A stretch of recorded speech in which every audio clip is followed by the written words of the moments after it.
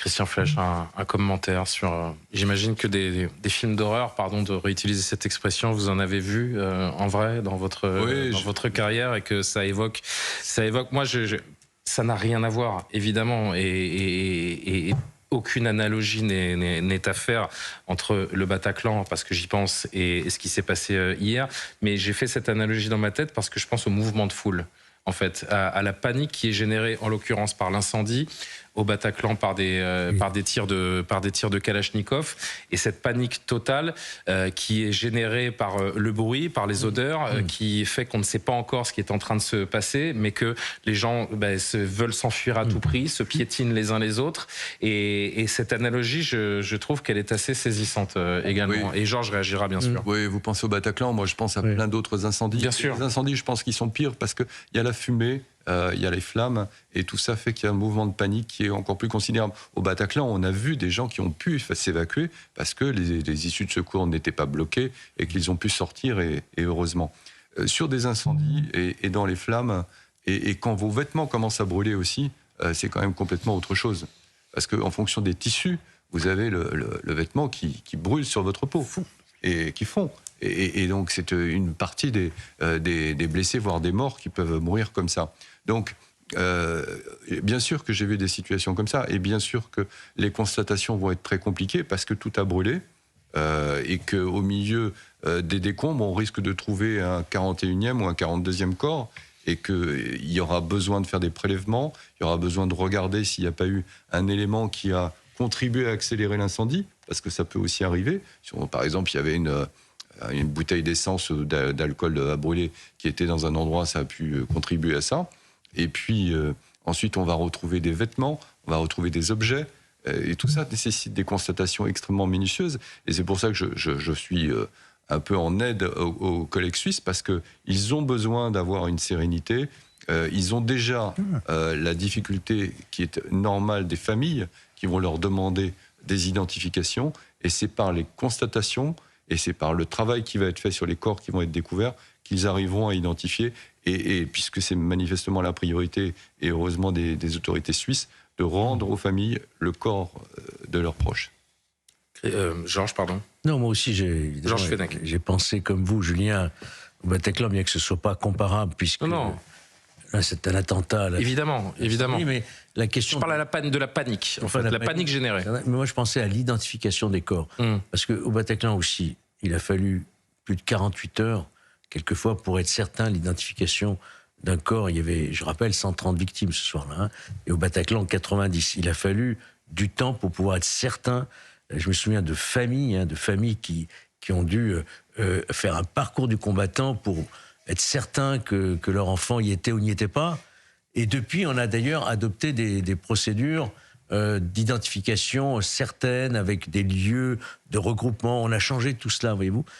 Et je pense que là, les familles vont vivre la même angoisse. Cauchemar. Imaginez à l'instant où nous parlons, des familles qui savent que leur enfant était là-bas, dans une famille d'amis, par exemple, pour skier, et se demandent où il est. Ils n'arrivent pas à le joindre. Est-ce qu'il est blessé? Est-ce qu'il est mort? C'est un moment extrêmement douloureux. Je me permets une très courte parenthèse, parce que Christian Flech, vous me l'avez mentionné avant l'émission, et il était important de le rappeler, parenthèse, que les membres de la BRI et primo-intervenants du Bataclan ont reçu 10 ans après leur Légion d'honneur aujourd'hui. Il était temps. Tout à fait, je suis très heureux pour eux. Et je me permets de refermer cette parenthèse tout en se félicitant qu'enfin ce geste ait été effectué. C'était quand même un peu un scandale. Il y a eu une grande cérémonie à juste titre pour rendre hommage à tous ceux qui étaient intervenus le soir du Bataclan. Et eux avaient été oubliés, ils n'ont pas eu leur cérémonie aux Invalides, ce qui est quand même plus que regrettable. Bien sûr. Et voilà, je voulais absolument le mentionner, même si ce n'est pas le cœur de l'actualité que nous sommes en train de traiter. Oui, Christian Flech. Qu'évoquait Georges Fenech. Allez-y. Il a fait plus longtemps qu'on a commencé à réfléchir sur ces sujets d'identification, au moins depuis 20 ans, parce qu'on s'est aperçu que parfois c'était extrêmement compliqué, ne serait-ce que savoir combien il y avait de morts, et même sur des 8 ou 9 morts, on avait du mal parfois. Pourquoi? Parce que sur les secours à l'époque, maintenant c'est beaucoup plus coordonné. Il y a les pompiers qui évacuent de leur côté, il y a le SAMU, il y a les ambulances privées, il y a ceux qui vont dans les hôpitaux directement, emmenés par des amis qui passent en voiture, et après, chacun a sa liste. Donc il y a l'assistance publique fait une liste. Quand elle change d'hôpital, parfois, on les enregistre sous un autre nom. Il faut être capable de se coordonner, de communiquer. Et quand j'avais un souvenir, je jette pas la pierre à la nationalité, mais un Sri Lankais, quand il y a un nom et un prénom, parfois on l'intervertit, ça fait 2 corps, alors que c'est la même personne. Donc, on a travaillé là-dessus depuis 20 ans avec des dispositifs qui s'appellent Sinus, c'est des systèmes Sinus qui permettent de mettre sur un corps un bracelet avec un code barre. Sur ce code barre, il y a des 2 données. Il y a des données qui sont accessibles à tous, qui sont les éléments d'identification quand on peut les avoir. Et il y a aussi des aspects médicaux qui ne regardent pas les services d'enquête, mais qui sont utiles quand un corps, il n'est pas encore décédé, quand un blessé passe d'un service hospitalier à l'autre. Il y a des éléments médicaux qui peuvent être... Une grande froideur et beaucoup de recul pour travailler dans ce type de circonstances. Il y a surtout un besoin d'organisation parce que quand vous dites qu'il faut 48 heures pour identifier les victimes, mais les victimes au Bataclan, on peut espérer qu'elles avaient sur eux leur pièce d'identité. Et donc si on arrive à comparer la pièce d'identité par rapport à la personne, ça va vite. Bien sûr. Mais 48 heures, c'est rien compte tenu du nombre qu'il y avait. Ça va être beaucoup plus long. Quand les corps sont impossibles à identifier. Parce qu'on peut imaginer, là encore... Et quand les pièces d'identité, par exemple, qu'ils peuvent avoir sur eux, ont fondu. Ou alors étaient dans un vestiaire, parce qu'on sait que quand on va dans un bar, comme ça, on laisse peut-être ses affaires dans un vestiaire ou à un certain endroit. Le président du Conseil d'État valaisan, qui était tout à l'heure dans cette conférence de presse, qui revenait justement sur ce terrible travail d'identification des corps qui ne fait que commencer. Nous avons conscience, malheureusement, que l'identification des corps, l'identification également des blessés, peut prendre encore du temps, un temps terrible pour les familles concernées. Nous tenons à réaffirmer notre entière confiance envers les équipes, le personnel engagé, tant pour la prise en charge des patients que les équipes de la police sur place. Nous sommes face à une situation critique, face à des blessés graves, à des grands brûlés, et nous avons des transferts qui ont déjà pu être effectués dans plusieurs centres spécialisés, notamment au CHUV à Lausanne, ainsi qu'à l'hôpital de Zurich. Hélène Rouet, le cauchemar ne fait que commencer pour les victimes et les proches. Alors ça c'est sûr. Il y a également, j'ai une pensée aussi pour les blessés qui auront, je l'espère en tout cas, la chance de s'en sortir. Il faut rappeler aussi tous les traumatismes psychologiques qui peuvent venir effectivement d'un événement pareil. Vous avez évoqué le mouvement de foule, la peur de ne pas voir d'issue de secours. Et effectivement, c'est un traumatisme qui risque de rester pendant encore très très longtemps. Et vous évoquiez tout à l'heure le témoignage de ce couple. Lui, il y travaillait. On va les réentendre en longueur dans un instant d'ailleurs. Allez-y, pardon. Il travaillait, il donnait quelques explications sur comment est fait effectivement le Constellation. Lui, il a perdu un ami. Donc effectivement, il faut penser aussi aux familles, aux victimes qui vont mettre des mois et des mois à s'en remettre. On les a entendus brièvement dans le sujet. Si vous étiez avec nous il y a un instant, je voudrais que vous entendiez de nouveau ce couple de Français qui étaient sur place hier soir et qui témoignent de l'horreur à laquelle ils ont assisté. On était donc, comme la plupart de toute la station, on voulait fêter le Nouvel An. Et on était au Moon, c'était un bar qui était pas loin du Constellation. Il était environ vers 1h50 et on entend des jeunes dire qu'il y avait un incendie au Constellation.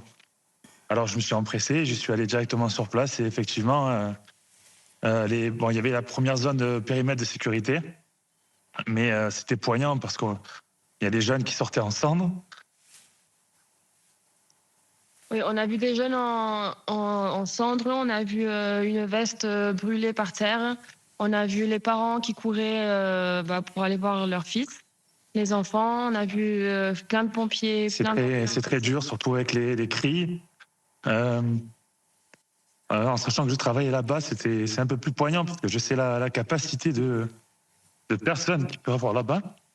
Et puis je me permets de mentionner cette dépêche qui nous est parvenue il y a quelques minutes, la Commission européenne qui a affirmé donc aujourd'hui être en contact avec les autorités suisses afin de leur apporter une aide médicale après l'incendie meurtrier dans la station de ski de Crans-Montana. Profonde tristesse et sympathie avec les victimes de cette explosion, écrit la commissaire européen Adja Labib sur son compte X. Elle va être cruciale cette coopération, Christian Flech? Crucial pour permettre d'abord les soins aux blessés. Si un service de police, médical d'un pays étranger peut apporter des soins et qu'un transfert en hélico peut se faire rapidement, bien sûr que les services hospitaliers européens vont aider dans les soins aux victimes. Ça, c'est la priorité.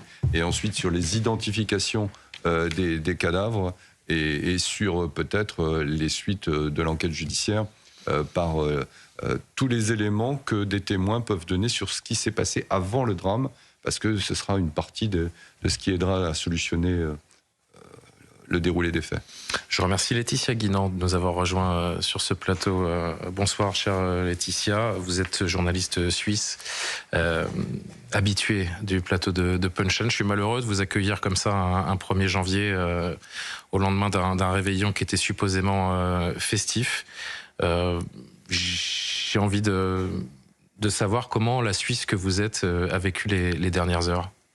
C'est un immense choc, vraiment c'est un immense choc, et c'est vrai que je suis à la fois extrêmement bouleversée, très heureuse aussi parce que mes enfants auraient pu y être, hein. C'est vrai que ce matin quand on s'est réveillé ou pas réveillé, on s'est tous comptés, la plupart de mes proches effectivement heureusement n'avaient pas d'enfants, tout le monde est rentré sain et sauf. Mais c'est sûr que Crans-Montana, c'est une grande station de ski international avec beaucoup d'étrangers, mais avec beaucoup de Suisses aussi. Et c'est vrai que très facilement, les gens montent faire le 31 où ils sont, etc. Et c'est très familial. C'était un lieu, effectivement, où les jeunes se retrouvaient. C'est pour ça qu'il y a beaucoup, beaucoup de très jeunes. Avec le sentiment pour les parents que c'est assez sécurisé. On est en famille, voilà, on laisse nos enfants aller fêter un peu, mais ça va être sans danger. On ne peut pas imaginer une minute qu'il pourrait décéder dans des circonstances aussi épouvantables que ça. Et c'est vrai que 50 familles, eh bien voilà, ce matin se sont réveillées ou pas endormies en ayant perdu un enfant.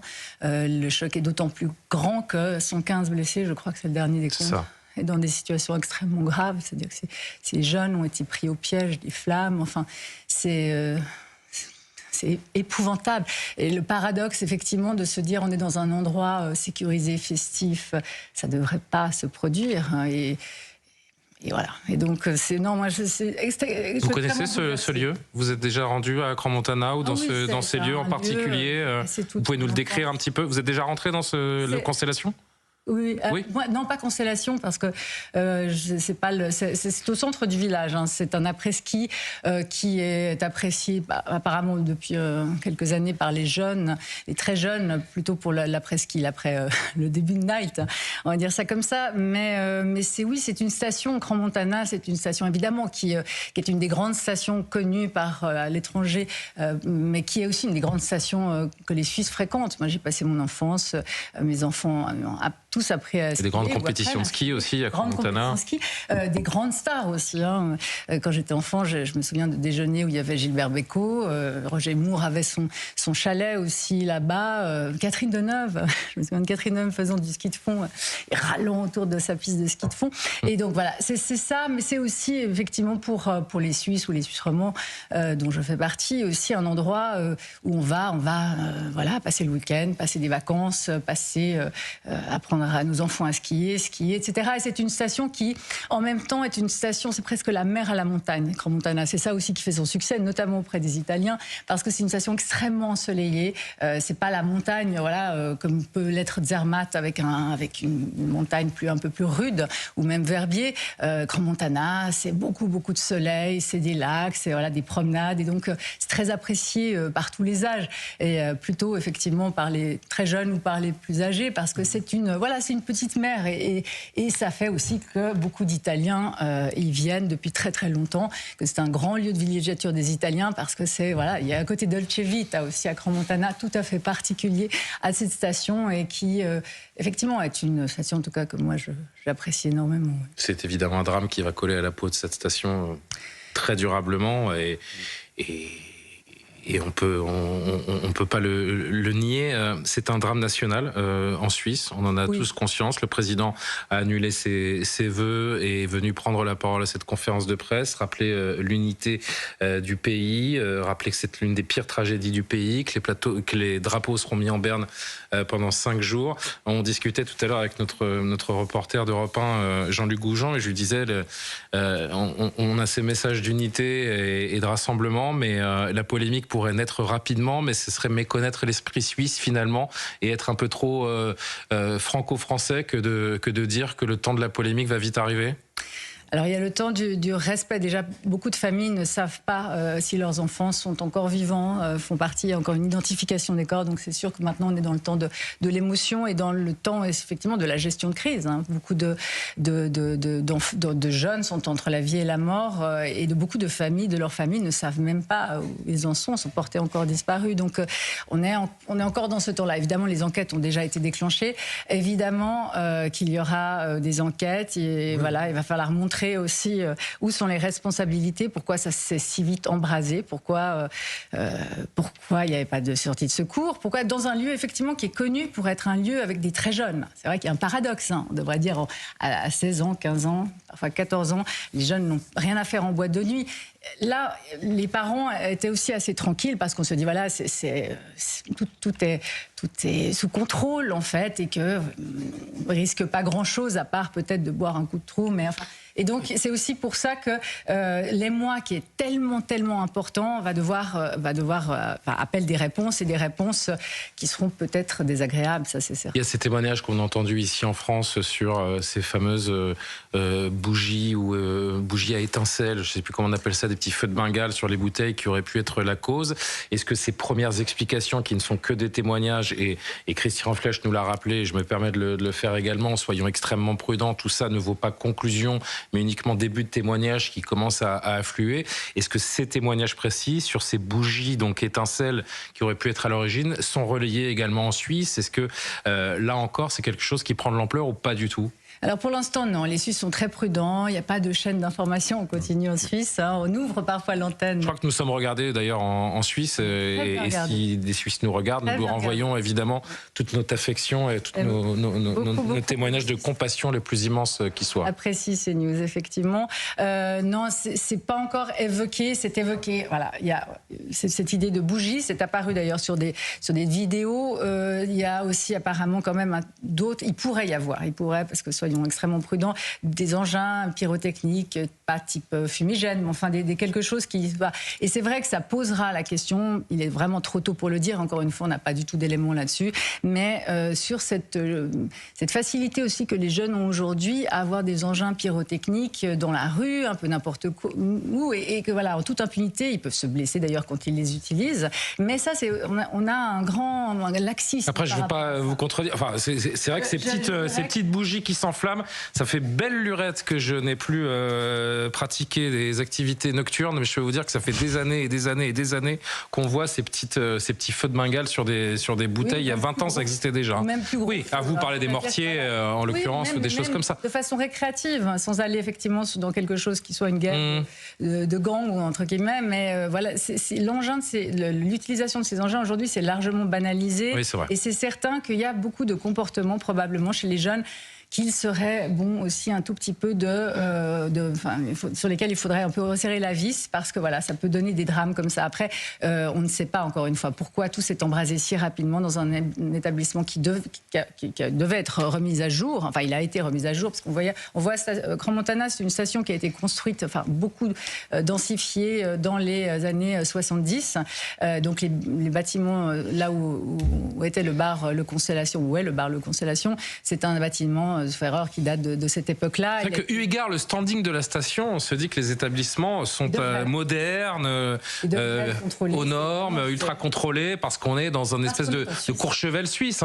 C'est un peu ça. Voilà, et parce qu'on est en Suisse, effectivement, quand on vient en Suisse, on se dit voilà, tout doit être sécurisé, tout doit être aux normes. C'est un pays qui ne peut pas se permettre ça. Et c'est sûr que là, le dégât d'image, j'en parlais justement avec une personnalité importante du Valais, et comment voilà, l'enquête doit être faite et comment rassurer les gens à l'international, parce que là, le dégât d'image peut être considérable, mais même en Suisse, parce que franchement, honnêtement, moi, c'est vrai que le choc que j'ai perçu, moi, en me disant, mais c'est pas possible qu'à Crans-Montana, effectivement, on risque de perdre un de ses enfants dans une boîte de nuit de façon aussi dramatique, et pas un enfant, mais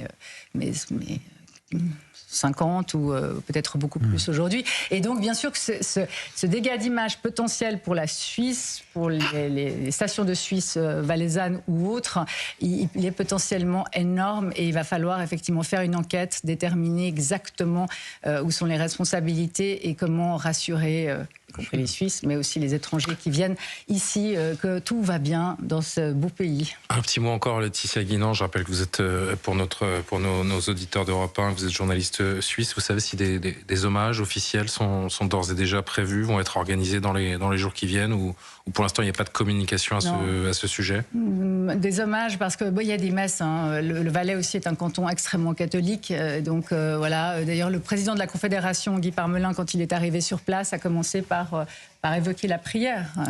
Ça n'arrive qu'en Suisse, parce que même la Constitution suisse est encore sous le haut joug de Dieu. Et donc, voilà, il y aura... Les drapeaux helvétiques vont être en berne pendant 5 jours, a-t-il dit. Je ne sais pas si une commémoration aura lieu dans l'immédiat, alors qu'autant de victimes sont encore entre la vie et la mort, et que autant de familles ne savent pas. Rien ne sera possible tant que tous les corps n'auront pas été identifiés, et que toutes les victimes n'auront pas été traitées, tous les blessés n'auront pas été traités. Le choc et le deuil sont déjà là, et en même temps la station continue de marcher, puisqu'il y a des gens apparemment qui sont allés skier aujourd'hui, en tout cas les remontées mécaniques. Je trouvais un tout petit peu ça critique. On va avoir envie d'aller skier quand même, là. Oui, je ne cache pas là, franchement, j'aurais arrêté tout ça. Oui, Christian. Enfin, j'ai juste une question, madame. Vous ne connaissez pas le Constellation, mais manifestement, les propriétaires ont 2 autres établissements dans la ville. Est-ce que vous connaissez les 2 autres établissements ou le couple de propriétaires? Non, je ne les connais pas. Crans-Montana, c'est une des stations de ski qui... les Valaisans, pour certains, préfèrent garder la maîtrise de leur territoire. Crans-Montana, depuis longtemps, c'est une station en fait qui a beaucoup vendu aux étrangers. Il y a eu nombre de problèmes d'ailleurs, parce que un temps, c'était un milliardaire qui s'appelait Vitek qui a pris la main sur la station, et ça posait beaucoup de problèmes. Et c'est vrai que les Valaisans, enfin les Suisses, trouvaient un peu regrettable que finalement Crans-Montana soit autant vendu, autant peut garder, disons, que leur fonds de commerce et la maîtrise sur leurs établissements. Donc il y a beaucoup effectivement de propriétaires, d'investisseurs internationaux qui investissent à Crans-Montana pour le meilleur, ou peut-être pas toujours pour le meilleur. Et c'est une particularité aussi qui est propre à Crans-Montana. Et donc moi je ne connais pas effectivement le couple dont l'épouse a été blessée au bras, et qui a été brûlée dans cet incendie. Mais c'est sûr qu'il y a quelques voilà, gros magnats. Et c'est un peu une exception en Valais, c'est un peu une exception en Suisse, que autant d'étrangers puissent être propriétaires et développer autant de commerce dans une station comme ça, qui en principe reste aux mains, disons, des habitants locaux. Hein. Il nous reste peu de temps ensemble sur CNews et Europe 1. Je voudrais juste qu'on entende ce dernier témoignage qu'on ne vous a pas fait écouter encore, l'un des rescapés de ce drame qui témoignait tout à l'heure. Écoutez. Il y a juste eu un brasier d'un coup, un truc très vif. Puis nous on était bloqués, beaucoup de gens étaient bloqués, on pensait qu'on allait suffoquer à cause de la fumée, on savait pas trop où sortir. Il y a eu un énorme attroupement, et moi par exemple, j'étais tout seul, je me suis dit que j'allais pas m'en sortir, mais j'ai réussi à casser une fenêtre et sortir par la fenêtre. C'est vrai que j'avais plus la moitié de mes habits, c'était le chaos quoi. J'étais au sous-sol, on s'amusait bien avec nos collègues, et voilà, mais malheureusement certains de nos collègues sont plus parmi nous à cause du feu, à cause de tout ça.